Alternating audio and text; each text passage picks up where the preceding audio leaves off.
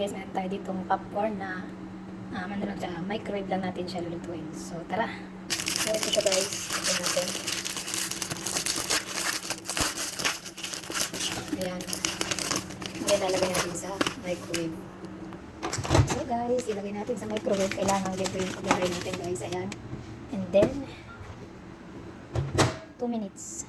1, 2. 2 minutes lang. And then, start natin. Ayan, siguro narinig nyo. Lumalapot na siya. So, ayan guys, na-arrange ko na yung ating popcorn guys. So guys, dito nyo siya i-open. Ayan.